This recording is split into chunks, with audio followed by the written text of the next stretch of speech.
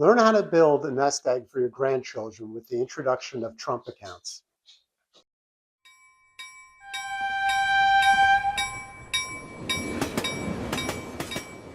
Welcome, everyone, to another edition of the Highball Advisors Railroad Retirement Whiteboard. My name is John McNamara, Highball Advisors, and come July, they're going to be launching these Trump accounts, which are a very interesting investment vehicle. I kind of did a little bit of a dive into them. And I just want to show you one angle to look at when you think about these Trump accounts and how you can use it. And specifically, building wealth for future generations is the approach that I took. Because I think if you're just looking to save, build money for 18, 20 years, maybe there's other ways. But I thought was pretty interesting approach to the Trump accounts, and you can let me know in the comment section what you guys think. So Trump accounts to me are a combination of an IRA and maybe even a 529, so you can use them for education, right? So the they're in the name of the child, and probably most likely a grandchild, right? But remember, they can only have one account. So usually the parents will open it, and then you can help fund it, right? Just a normal gift, right? Because you can do $19,000 a year in gifts. But anyway, you can just throw a gift in there, right? So funding is $1,000 come in from the federal government actually kicks in for those born between January of 2025 and December of 2028. So they can go up to $5,000 a year, and even the employers can kick in $2,500. And like I said, the feds are going to seed it with $1,000. So that's great. And then the investment rules on it, because this is going to be, think of Social Security, where all they invest in is really government securities for the most part. Think of this more of an opportunity to grow it. So you can invest in like low-cost index funds, maybe like an S&P 500. They haven't gotten specifically which are the investments, but think of an index ETF or a mutual fund. That's what's going to be low-cost, S&P 500, that type of thing. So let's get into a little bit of here. So under 18, you can't take any distributions in the Trump account. All right, and then at 18, all the money in there converts to an IRA. Okay, so now you have an IRA. And then you can take tax-free withdrawals for education, first-time home buyers, starting a business, that type of thing can come out of there. And then the way it's taxed, it's a little confusing, but contributions are tax-free for on the federal piece.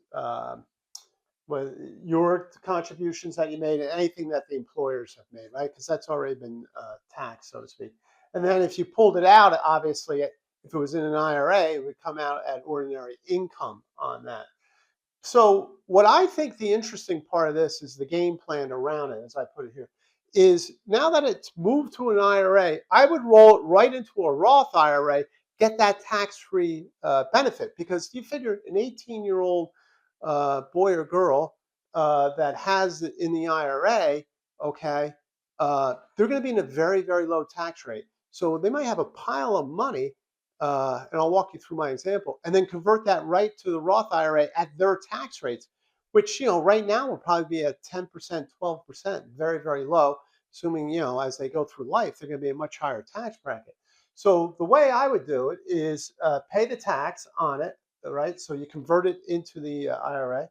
And remember, you made the 5,000. So let's say you start with a $5,000 contribution, okay, and $1,000 from the Fed. So there's $6,000 in there. Then every year you kick in $1,000, all right, into this account. And then at 18, just assuming an 8% growth rate, we've actually done better. But let's just say 8% growth rate. You'll have 61,000. Your grandchild will have $61,426 at 18, roughly, right? Okay. Now the taxable amount on that is going to be $38,426 because you contributed $23,000, which isn't taxable.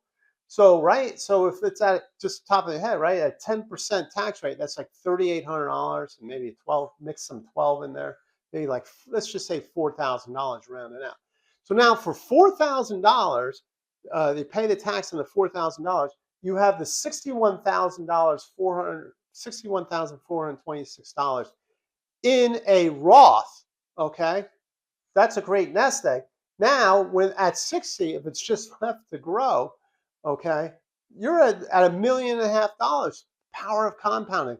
That's the beauty of these things is you get all that look back in time, starting from birth to get 60 years of compounding.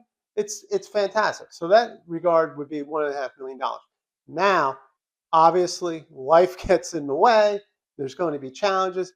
18-year-old with a statement that sees, oh, I got $61,000, blah, blah, blah. One thing leads to another. That's up to you guys to manage. I'm just living in a vacuum here. So that's what's the potential that you can do with a Roth, with that Roth IRA. That's really, to me, the game changer of the Trump account is the ability to get onto that compounding train and get it going in right into retirement, actually.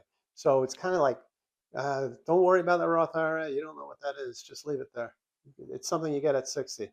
So whatever you have to do, but if they don't spend the money, that would be great. All right, so railroaders, I hope you found this helpful, especially those retirees with an little extra money, want to help out the grandkids, seed their futures, I guess would be the way to look at it. Take a look at this. It's a good strategy. All right. Until next time, everyone, please stay safe, stay on track, and take care. So long, everybody.